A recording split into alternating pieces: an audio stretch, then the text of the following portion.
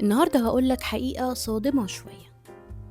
في مصممين شغلهم جميل جدا، لا بجد شغلهم حلو ومحترم قوي قوي، ومع ذلك مش بيلاقوا شغل. وفي مصممين تانيين شغلهم عادي، واحيانا كمان اقل من العادي، لكن دايما مشغولين، دايما البايبلاين بتاعهم مليان، ودايما بيشتغلوا كمان مع كلاينتس كتير، ومنهم كمان كلاينتس تقال. السؤال بقى هنا، هل السوق هو اللي ظالم، ولا في حاجة تانية أهم من التالنت أو الموهبة وإحنا بس اللي مش واخدين بالنا منها؟ أهلا بيكم في حلقة جديدة من بودكاست بريف مفتوح. حلقة النهاردة بنتكلم فيها عن السبب الحقيقي اللي بيخلي الديزاينرز الشاطرين ممكن يبقوا قاعدين في مكانهم سنين طويلة. خليني أحكي لك قصة كده. مرة من فترة كده كان في كلاينت جه يطلب مني طلب بيسك قوي والمعروف والأكثر طلبا، يعني بيطلب براندنج او تصميم هوية بصرية لبروجكت جديد يعني بتاعه. وقبل ما نبدأ الشغل انا كنت بحضر الكويستشنيرز والاسئلة او النموذج الاسئلة اللي انا هبعته له علشان اطلع منه بالبريف اللي هعرف اشتغل بيه على البروجكت ده. ففي البداية سألت سؤال عادي، او سؤال بالنسبة لي انا يبدو عادي. قلت له ايه المشكلة اللي انت بتحاول تحلها بان انت تبني براندنج او هوية بصرية لمشروعك؟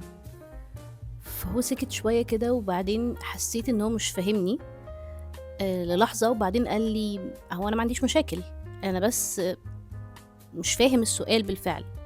فبدأت اكلمه عن ان ازاي الهوية البصرية او بناء الفيجوال براندنج للمشروع بتاعه فلسفته ايه، او ليه بنعمل كده. والموضوع طبعا فكرة ان هو اكبر او اعمق من كونه لوجو بس او شوية الوان وصور وموكبس والكلام ده. فلقيته اتفاجئ وقال لي بصراحة أنا مفكرتش في الموضوع بالشكل ده. حقيقة إن الموقف ده وغيره بيحصل معايا ومع ناس تانية كتير جدا. ناس كتير بتفتكر إن الديزاين أو التصميم هو الخطوة الأولى، لكن الحقيقة إن الديزاين غالبا بيكون آخر خطوة في المشروع. قبل الديزاين بيبقى فيه مراحل كتير من التفكير، وفي إنك بتهضم وتفهم الموضوع ماشي ازاي، او المشروع اللي انت بتشتغل عليه ده دنيته عاملة ازاي. في تحليل وفي تفنيط للأفكار، وده يعني مش عايزة كلامي بس يبقى شكله كلام فلسفي أو كلام مرسل من اللي بنسمعه كتير اليومين دول، خصوصا مثلا على بوستات لينكد إن، أو الناس مثلا حتى اللي بتعمل أونلاين كورسز، أو الكلام اللي هو تحس إن هو مش واضح. فخليني أفسر لك الكلام ده بالراحة. في مجال الديزاين في مفهوم كده معروف اسمه ديزاين ثينكينج.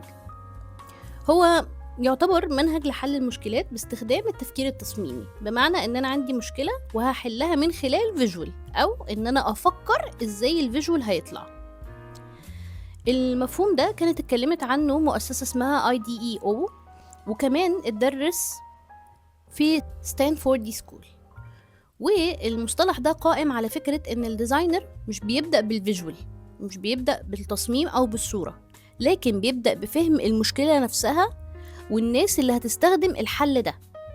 يعني ببساطة تعالى نفسرها لك بشكل أبسط. الديزاينر الشاطر مش بس حد بيعرف يعمل ديزاين حلو، الديزاينر الشاطر هو شخص بيعرف يفهم دماغ البشر وسلوكهم وتصرفاتهم وطريقة تفكيرهم. خليني أقول لك تجربة بيقع فيها أغلب المصممين. أول ما الديزاينر يتعلم شوية سوفت ويرز، برامج بقى، فوتوشوب، إليستريتر، كام تول AI، وممكن يتعلم شوية موشن أو شوية تحريك، ويبتدي بقى يعرف كم أداة أو برنامج أو سوفت وير. بيبتدي بقى إن هو عايز يشتغل، فبيبتدي يعمل حاجة اسمها تصميمات افتراضية، أو حتى ساعات بيسموها unofficial projects، اللي هو أنا لسه مشتغلتش في مكان وما عنديش experience، بس معايا التولز، فحابب ان انا اطلع بروجكتس عشان اوري مهاراتي، وابتدي ابني مثلا بورتفوليو صغير علشان ابتدي اقدم مثلا واشتغل في سواء فريلانس، واوري الكلاينتس سابقة اعمالي، او يبقى عندي بورتفوليو اقدم بيه في شركة. البروجكتس دي بتبقى مثلا لوجو لمكان بيعمل كاب كيكس، براندنج لجيم، او مثلا هوية لشركة ما خيالية مش موجودة على ارض الواقع، أيًا كان. ده طبعًا طبيعي جدًا في البداية يعني، لكن المشكلة بتحصل لمّا الdesigner يفضل في الحتّة دي، ويفضل قاعد في الحتّة دي بيشتغل على unofficial projects أو مشاريع افتراضية. الشغل بيبقى حلو، التصميمات ممكن تبقى بتتطوّر، بيحسّن من مستواه والdesigns فعلًا بتتحسّن وبيكون فيها قيمة جمالية أعلى، بس المشكلة هنا بتبقى إن ما فيش قيود ولا limits محجّمة الحتّة بتاعة التفكير التصميمي اللي كُنّا بنتكلّم عليها من شوية. ما فيش client غِلِس ييجي لك بfeedback، ما فيش مشكلة حقيقية بنحاول نحلّها، ما فيش جمهور حقيقي بيستوعب اللي أنت بتقدّمه ده، أو بيدوّر على سلعة أو خدمة اللي أنت بتقدّمها من ورا المشروع اللي أنت شغّال عليه. وهنا ده بيخلّي الdesigner يتعوّد إن هو زي ما نقول كده إيه، يعني بيصمم في الفراغ، هو كإنه فنان تشكيلي بيبني لوحة فيها وجهة نظر شخصية، ومش لازم كل الناس تفهمها، وده في مجال الديزاين مش أدق حاجة. يمكن اتكلمنا عن ده شوية في الحلقة اللي فاتت، الحلقة التامنة بتاعة العلاقة بين الفن والتصميم. المشكلة هنا الديزاينر لما بيدخل في مشروع حقيقي بقى بيكتشف إن التصميم الحقيقي في الحياة العملية الواقعية أصعب بكتير من المشاريع الافتراضية أو unofficial projects، لأنه مليان قيود. قيود بقى دي يعني ممكن تبقى زي مثلا بادجت، ميزانية، رأي العميل. لو انت شغال في مكان بقى فالتيم اللي معاك أو الفريق بقى واختلافاته وآراءه، وكل واحد بيحط الانبوت بتاعه، وكل واحد عنده وجهة نظر اللي ممكن تكون سليمة. فتضارب الآراء ده، وكمان مش بننسى طبعا السوق نفسه بقى ومتطلبات الاودينس والجمهور. فكل دي بنسميها قيود. القيود دي هي اللي بتحجمك في العملية التصميمية في السوق بقى.